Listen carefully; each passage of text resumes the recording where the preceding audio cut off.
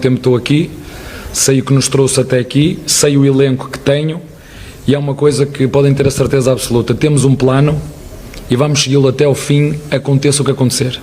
Que tem que acreditar naquilo que estamos a fazer. Há um ano atrás ninguém tinha esperança nenhuma nesta equipa, ganhamos 2 grandes títulos, 21 anos depois, uma Libertadores e a Copa, quando ninguém dava nada por estes jogadores.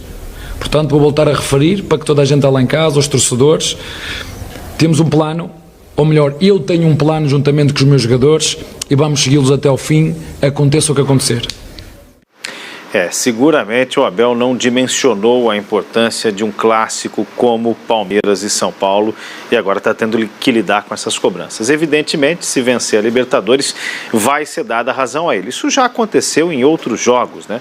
O Palmeiras já contra o Atlético Mineiro viveu uma situação muito similar de cobranças ao Abel por escolhas e aí vai ao Mineirão e se classifica. Mas agora a decisão, o jogo único, enfim, o risco faz parte da profissão. Sobre o que disse ali o Rogério Ceni, também muito importante, né, da presença do organizado, enfatizando que não foi exatamente isso que fez o São Paulo ganhar, mas que o torcedor estar ao lado é muito importante. São Paulo tem no meio de semana um compromisso contra o Atlético Paranaense, que seria neste final de semana, mas o Furacão está na decisão da Sul-Americana, então o jogo foi adiado e que é outro confronto direto, hein? Os dois times têm a mesma pontuação e estão ameaçados de rebaixamento.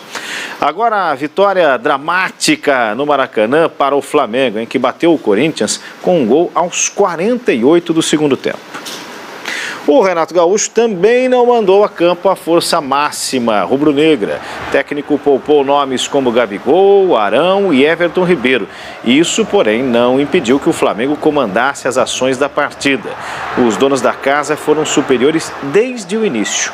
Cássio precisou fazer boas defesas para manter o placar zerado. O Corinthians teve dificuldades ofensivas e não finalizou no alvo durante toda a primeira etapa, hein? O Flamengo então voltou do vestiário com 3 alterações. Entraram Felipe Luiz, Gustavo Henrique e Bruno Henrique. A pressão rubro-negra se intensificou. Os cariocas perderam mais oportunidades. O empate teimava em não sair do placar, até que Bruno Henrique decidiu a partida. O atacante aproveitou um cruzamento de Rodinei e definiu nos acréscimos a vitória por 1-0. Resultado que mantém o Flamengo com esperanças de conquistar o título brasileiro. O rubro-negro tem 63 pontos, 8 a menos que o líder, o Atlético Mineiro. O Corinthians é o 5º colocado com 50 pontos. A gente viu aí a jogadaça do Rodinei, espetacular, trabalhando como ponta, né? Renato coloca ele mais ofensivo. Ele não é um grande marcador, mas é um jogador de muita força física e de alguma habilidade e colocou a bola na medida para o Bruno Henrique, que aliás preocupa porque deixou o campo sentindo o joelho.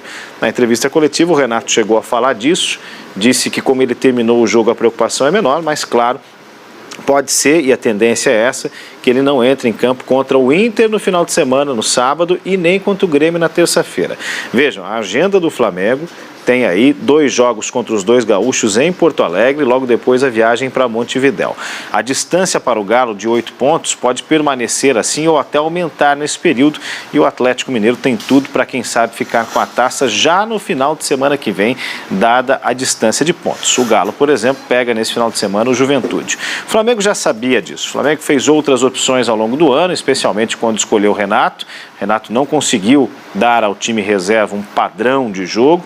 Ontem até jogou bem, achou ali, como eu disse, a entrada do Rodinei foi importante, apostou em outros jogadores que demonstraram resultado nessa partida diante do Corinthians e soma 3 pontos, matematicamente segue vivo. Se conseguir a proeza de vencer a dupla Grenal com reservas, muito provavelmente nesses 2 jogos, vai se mantendo vivo, vai torcendo por um tropeço do Galo que não tem acontecido. Mas claro que a cabeça do Flamengo está na final contra o Palmeiras.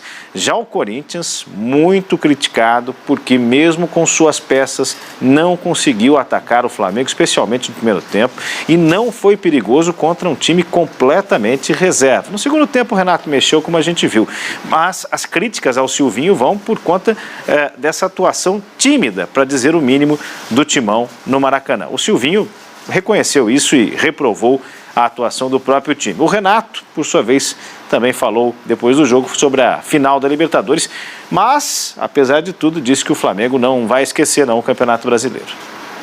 Eu venho falando há muito tempo que a gente está preparando o grupo para o próximo dia 27 e, ao mesmo tempo, a gente não esquecer do Campeonato Brasileiro.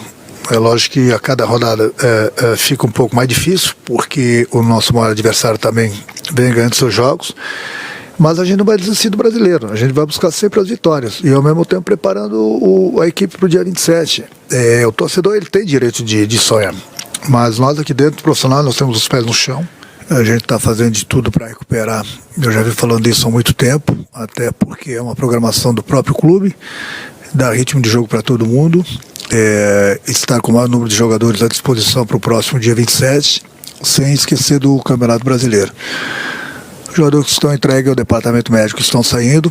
O Felipe foi uma prova hoje, ainda falta o Arrascaeta e o próprio Pedro.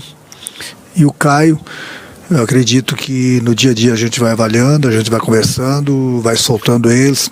A resposta, na verdade, quem dá se vai participar dos treinamentos e do jogo é o próprio jogador. Nos remetendo ao nosso desempenho, não foi bom devido a uma qualidade alta que tem do lado contrário, que vai te jogando para trás.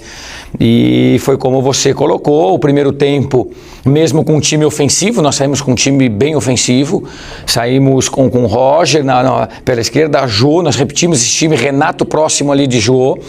Juliano teve aí um problema, vamos averiguar para saber o que foi, esperamos que seja pouco, um desconforto muscular, mas enfim, nós vamos descobrir durante a semana, mas um time que se repetiu o início e nós encontramos bastante dificuldade e não tivemos um bom desempenho. O campeonato é muito difícil, o rival era bastante qualificado também. Na Vila Belmiro, o Santos bateu a lanterninha. Chapecoense deu mais um passo para espantar o fantasma do rebaixamento. Foi derrubado na linha da grande área. O lance foi analisado pelo árbitro de vídeo e o pênalti foi confirmado. Tá aí o lance, muita reclamação da Chapecoense neste lance aí. Dentro ou fora? Na linha é dentro, né, gente? Tá aí, pênalti. Marinho mesmo bateu, fez 1-0 para o Peixe. Comemorou com o braço erguido, como faziam os Panteras Negras. O Gabriel Pirani fez boa jogada pela direita na segunda etapa e o atacante Marcos Guilherme fez o segundo gol, fechando o placar em 2-0. Quase no finalzinho mesmo, Marcos Guilherme ainda teve a chance de fazer o terceiro, mas a bola parou no travessão. O Santos foi a 42 pontos e agora faz o clássico domingo na Arena do Corinthians, hein? A Chapecoense já está rebaixada, tem 15 pontinhos e recebe o Grêmio, tentando não ter a pior campanha de todos os tempos nos pontos corridos. Para isso precisa somar mais 3 pontos para passar o América de Natal de 2007. Por enquanto, um ano péssimo da Chapecoense dentro de campo. O Santos consegue a vitória.